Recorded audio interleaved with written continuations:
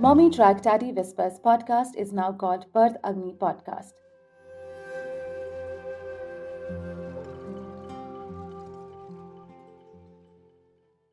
So the second thing I learned is this: we are responsible for ourselves, and when we go out, we become responsible for the space we share with others.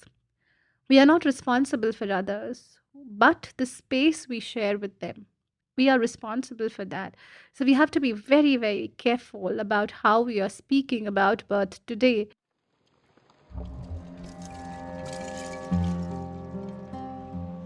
This is the Birth Agni podcast, the fire that brings us alive, that burns myths and opens a channel of authentic natural birth stories. This show debunks the many myths of the medicalized births, showcases the plethora of choices a pregnant couple can make to embark on their empowered birth journey. I'm Divya Kapoor, a certified birth and lactation counselor and an aspiring traditional birth attendant. Let's get the flames blazing high. 2024 is coming to a halt, and we are at 114 episodes. It's been raining incessantly in Delhi. It's winters here in India. Up in the hills, there is snow. Leh, Ladakh, Manali, we've been wanting to go there, experience the snow. Would you believe me if I say I've never ever experienced snow in my life? Snow meaning snowfall. That's something that I wish to do early next year. And I'm so happy to come here and share that I am so thrilled at the journey this podcast have had this year. Half of the 114 episodes are bird stories. 67th episode onwards. So yay, if I look back, the podcast has in the last 5 years seen a rename, a goal shift, as well as the frequency moved from bi-weekly, meaning twice a month, to weekly very recently, like in the last 1.5 year. um, this is where the podcast will be heading into. The theme will pretty much be the same. The bird stories will continue. We do have more guests coming on with more informational. When I say informational, not just bird stories, they are the information. And I was listening to this podcast by, I think it's called the Natural Birth Podcast. I don't want to take the wrong name. I really liked this podcast that one of the birth workers had shared. So give me a second, I'll take the right name of the podcast. It's been on my list. You hear me typing? The Noble Mother, this podcast. So I was listening to her and her episode with Nidhi Seth, the birth keeper, and it was wonderful to learn so many things from her. So she says that stories are medicine. So I'm taking that from her. And so the story medicine will continue. You will have more experts. That's how I'm planning next year to be more experts on more topic driven podcasts along with bird stories. So I'm really excited for that. This episode is basically to inform you that we are going to be on a break. So, winter break is something we are taking. Right now, we have weekly episodes. Mostly, my throat needs a rest because of the cold spell we have here in Delhi. Sudden cold spell, I would say. That's not an excuse that I'm saying my throat needs a rest. It does. It really does. There's been a sudden cold spell that's here. You can already make it from my voice if you're used to it. So we're going to be on a break for the rest of the month and early couple of weeks next year. January 15th onwards, the next episode will come on. So I wish you good holidays, good winters, good hibernation, some warmth, a good cup of tea, good cup of coffee, anything you like to keep you warm, cozy, loved, supported, secure.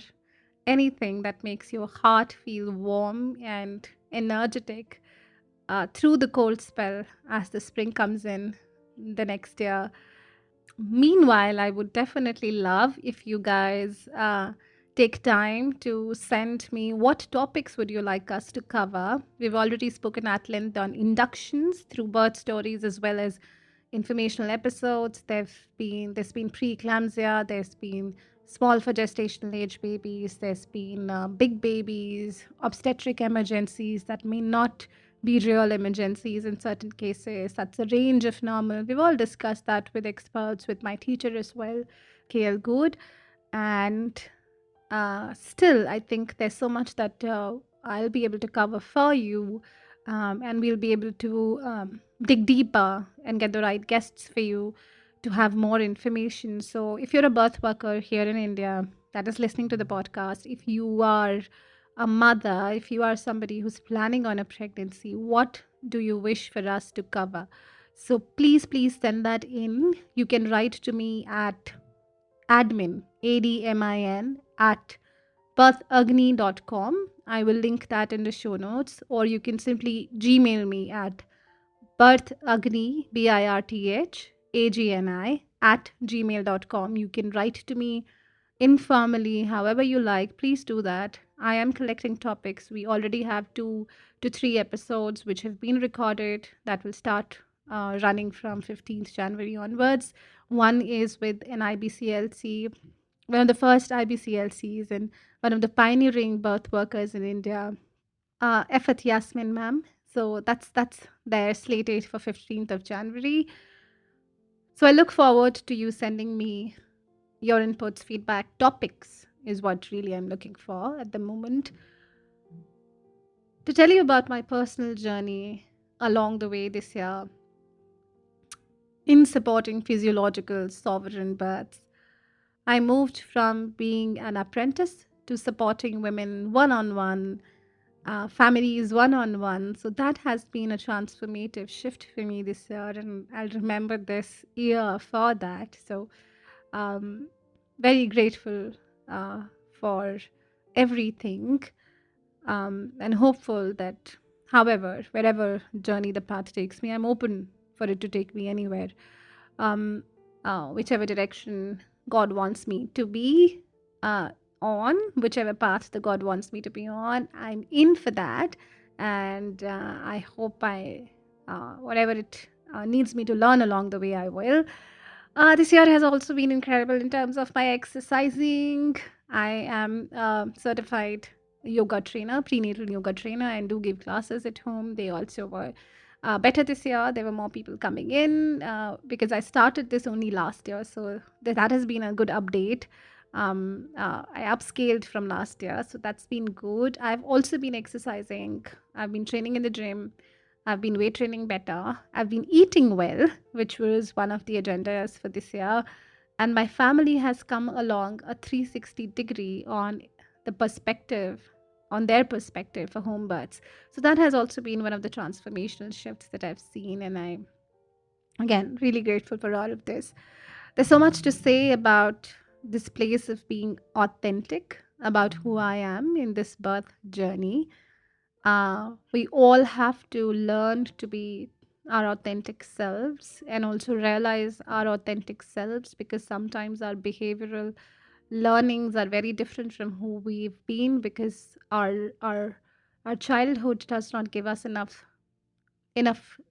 freedom, enough space to dig deeper into who we are, what is our inner calling, what do we want to do, what do we want to be, what is it that makes sense to us. We're so surrounded by noise all the time. Sometimes the noise seems to be our intuition, and sometimes I think it's always a journey to figure out what our heart and our life wants to tell us and what God wants to tell us. So once we start listening, we become more habitual of it. We become more strongly connected because the confidence comes in. But again, I think it's always something we'll always have to filter out the noise, and it will always be like that. It's a spiral, somebody said to me. So that has been something that has also profoundly changed in the last couple of years. If I have to sum up this year for myself too, I think it will be this: being more authentic, being more who I am without taking on the social pressure generally. And also in the birth world, there was another layer that was shed this year, which is to detach myself from the views of others and stay very, very true to who I am, to my intuition as my guide on this path and in my life. Even in this journey as a birth worker, I hold no um, virtue or ego to this. I don't want to do that because I don't know where my path takes me tomorrow. But as long as I'm being shown the way, the journey to keep moving in this path, I'll do. When it seems that it's not it, I might not. And if it has to come back to me again, it will. So that's where I am at right now. Um, from delving deeper into this work and to also seeing the stereotypes in my personal life as well as work, and being very true to the reality of life and not being extremely wishful about things and being real, trying to be more real, trying to um, give enough weight to what I feel, to also the stereotypes that I see beyond judgment, like not judgment, but I hope I can explain this, but see and believe what I'm feeling, what my body is telling me, and giving it enough respect has helped me shed another layer of not taking a lot of social pressure on me and realizing my coexistence with the reality and the stereotypes of life, including myself. So that has been really helpful. Although I would never shy away from my vulnerabilities as a human, I trust birth. I also get scared sometimes. Yet there is only my heart to follow. Trusting nature is trusting fear as a natural guide for you and for me. Pregnant moms listening to me, you'd know that if you have any fear in pregnancy, that's your body, that's your life, that's your emotions, that's your subconscious guiding you towards something. So fear is a guide. A lot of fear is maybe it's time to block out the external noise if it's coming from there, but it's always an opportunity when you have fear to look within and to learn something from it. Um, so the second learning I had this year has been about my influence as a birth worker on others in this birth space and collectively as well. um, Learning to understand our influence on people is also crucial in this sovereign journey, in this sovereign path, because sovereignty means we give autonomy to people. We hold space for autonomy. We don't give anything to anybody. We hold space for autonomy for others and ourselves, and without judgments, without thinking whether that's a good way or a bad way, because no way is a good way, no way is a bad way. It's their life, it's their journey. uh, what decisions we will make, we will only be free to make those decisions um, intuitively and inherently when we also don't judge ourselves on them, whether it's good or bad. What do I feel? I have only my heart and my intuition to follow. So, trusting nature is trusting fear as a natural guide. I think I said that already. So the second thing I learned is this: we are responsible for ourselves, and when we go out, we become responsible for the space we share with others. We are not responsible for others, but the space we share with them. We are responsible for that. So we have to be very, very careful about how we are speaking about birth today, because and it's an aspect of this will be that we have to dig deep um, into our influence on others. And this is also something we'll dig deeper on the podcast next year. So that's also one of the topics I want to discuss at length with fellow birth keepers on the podcast. And with that, that was all about the last year. I mean, this year that's about to move into the next. So we'll see you on January 15th. Happy holidays to you all. Much love. I do seek topics that you may be interested in listening to next year. So, like I said, drop me an email. Some exciting guests are in the pipeline. Like I said, Efet Yasmin ma'am, Ibu Robin Lim. There will be more layers added to the podcast next year. So before I take a break, here's the top 3 episodes of the year for you. So the top 3 episodes for this year were one, Chavi Mittal's birth story. Episode number 81, unnecessary hastening of the labor, verbal abuse, medical interventions, and more. The second most popular episode for this year was episode 102, Sanjana's natural birth story at a birth center, traveling for birth, Mumbai to Kerala. The third most popular episode this year was nutrition in pregnancy. What are the thumb rules of that? That is episode number 10. And I think at 4, I'm seeing birth affirmations for pregnancy, labor and birth, episode 80. That's one of the more evergreen episodes that you're seeing. So those were some of the top running episodes of this year for you. So I'll leave you with that. Uh, we've been serving you with love, and we need your love too. So before I go on a break, I'd seek your support in this by giving us a rating on Spotify or Apple as an annual gift, I would say, because I really love listening to you. You writing emails to me, the ratings, the messages that come in, they are so heartwarming. They help me stay on this path. And that only takes a 2 minute from your life. If this has helped you in any way, I'd be grateful for that. Please consider it. It helps us move forward and get these stories heard by many, many, many more people. This helps with the discoverability of the podcast as well. And if you'd like to contribute to the making of the podcast by giving us a small donation or funding us, please donate from the link in the show notes. We are in need of sponsors and definitely working towards it. We would also appreciate if you think you can make a small contribution. Definitely go ahead and do that. This will be transparent on the website, so you'll also see the funding going in. And we will continue this free space for you, which has been built with tons of gratitude, love, and also faith. Faith is driving it at the moment. With this, I wish you lots of love, learning, warmth, and again faith in this journey of the good and the hard. Happy hibernation. Happy winters.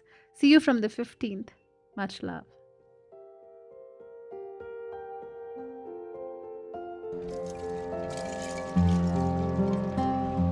There is a field beyond fear where the body is empowered to take on labor and birth. To land there, it is crucial to take birth education. To enroll into our unique labor and birth preparation course, reach out to us at www.birthagni.com or scroll through all available prenatal and postnatal preparation classes. Thank you for listening, all in the spirit of birth, womanhood, and freedom. Remember, you got the power.